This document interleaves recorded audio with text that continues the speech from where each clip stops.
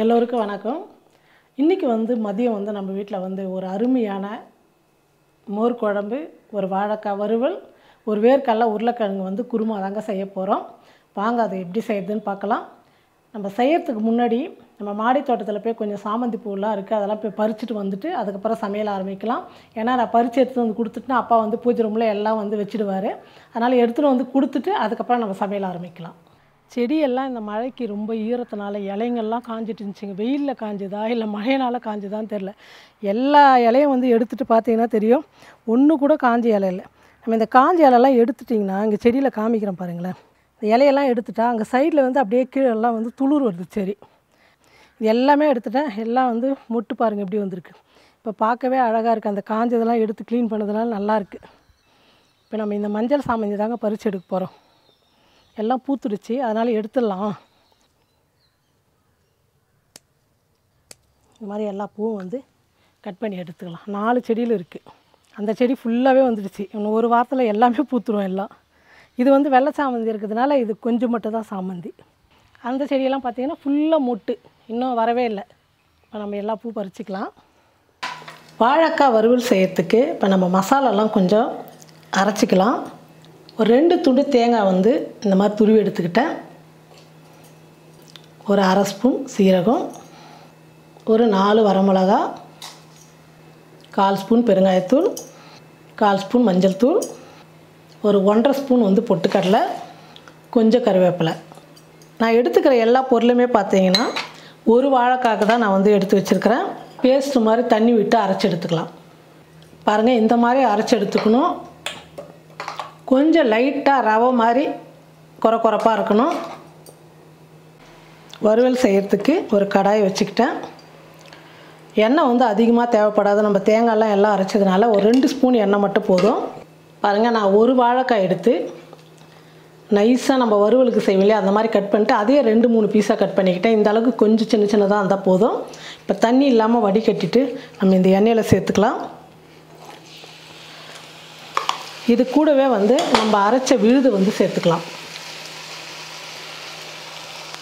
தேவையான அளவுக்கு உப்பு சேர்த்துக்கிறேன். இந்த வாழைக்காய் வறுவலுக்கு இது மட்டும் தாங்க மசாலா அரைச்சாச்சு. கொஞ்சமாக எண்ணெய் சேர்த்துட்டு வாழைக்காய் சேர்த்து இந்த மசாலாலாம் சேர்த்து இந்த மசாலாலேயே வாழைக்காய் நல்லா வேகணும். நல்லா கலந்து விட்டுட்டு ஸ்டவ் குறைச்சி வச்சுடுங்க. 1 நிமிஷத்துக்கு மட்டும் ஸ்டவ் ஃபுல்லாக வைங்க. அதுக்கப்புறம் ஸ்டவ் குறைச்சி வச்சுக்கலாம். நான் 1 நிமிஷத்துக்கு ஸ்டவ் ஃபுல்லாக வச்சுட்டு இப்போ குறைச்சி வச்சுட்டேன். குறைச்சிட்டு மூடி போட்டு மூடிட்டிங்கன்னா அந்த ஆவிலே இந்த வாழைக்காய் நல்லா வெந்துடும். நல்லா வேகட்டும். இதுக்கு மேலே நம்ம தண்ணியெல்லாம் சேர்க்க வேணாம். அப்பப்போ மூடி எடுத்துகிட்டு கலந்து கொடுங்க, இல்லைனா அடி பிடிச்சிக்கும். ஏன்னா தேங்காய் விழுது பொட்டுக்கடலை எல்லாம் சேர்த்ததுனால அந்த கிரேவி அப்படியே அடியில் பிடிச்சிக்கும். நம்ம வெங்காயம் தக்காளி எதுவுமே சேர்க்கல இல்லையா, அதனால் அப்பப்போ கொஞ்சம் மூடி எடுத்துகிட்டு மட்டும் கலந்து கொடுத்துட்டு மூடிடுங்க. வாழைக்காய் நல்லா வெந்துடும். பாருங்கள், நம்ம சேர்த்துக்கிட்ட மசாலாலாம் எல்லாம் வற்றி நல்லா பாருங்கள் வறுவல் சூப்பராக வந்துச்சு. பாருங்கள், இன்னும் 1 நிமிஷத்துக்கு இன்னும் ட்ரை ஆகணும். ரசத்துக்கு சாம்பார் சாதத்துக்கெல்லாம் தொட்டு சாப்பிட்லாம். அப்படி இல்லைன்னா சாதத்தோடு பிசைஞ்சு சாப்பிட்டா இன்னும் அவ்வளோ சூப்பராக இருக்கும். இன்னும் 1 நிமிஷத்துக்கு நல்லா வதங்கட்டும்.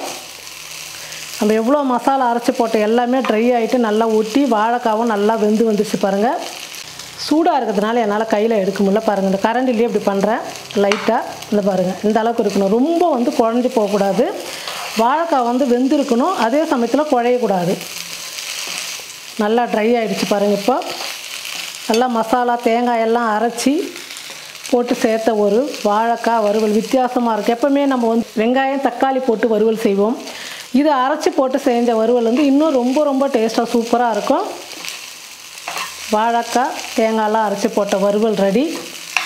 மோர் குழம்பு தான் வைக்க போகிறேங்க. மோர் குழம்புக்கு பார்த்திங்கன்னா நான் ஒரு பெரிய டம்ளரில் 250 மில்லி தான் தயிர். ஆனால் அது பிரித்து நான் கிளாஸில் ஊற்றுனதுக்கப்புறம் பார்த்திங்கன்னா கரெக்டாக 1 டம்ளரு. இந்த 1 டம்ளர் தயிருக்கு 2 டம்ளர் தண்ணி சேர்த்துக்கிறேன்.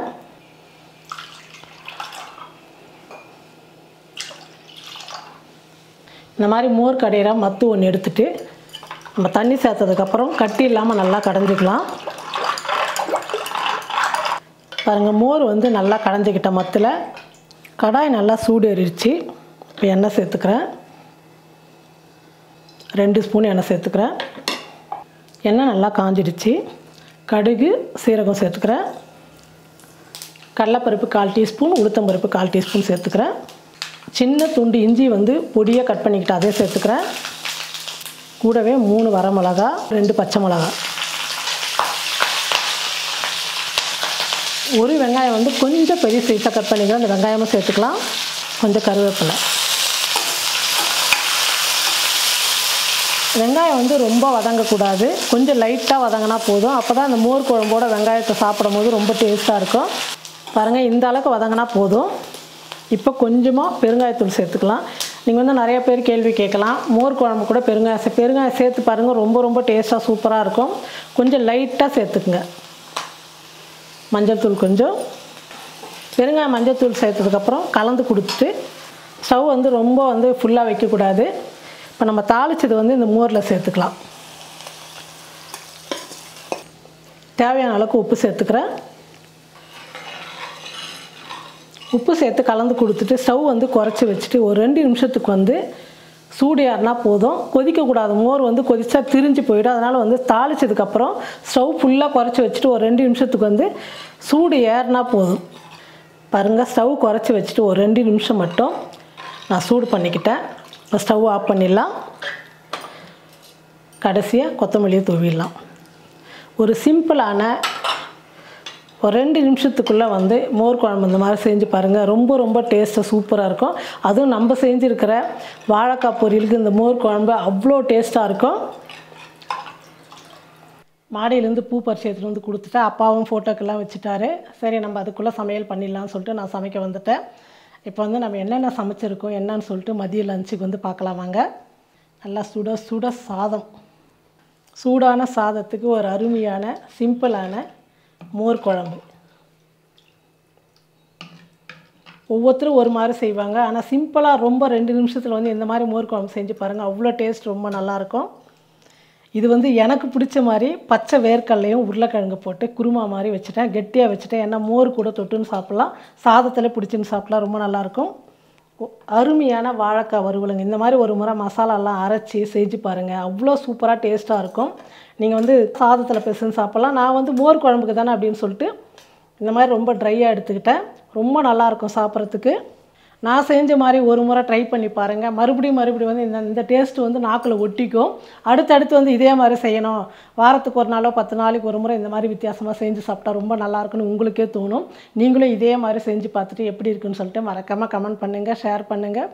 நன்றி.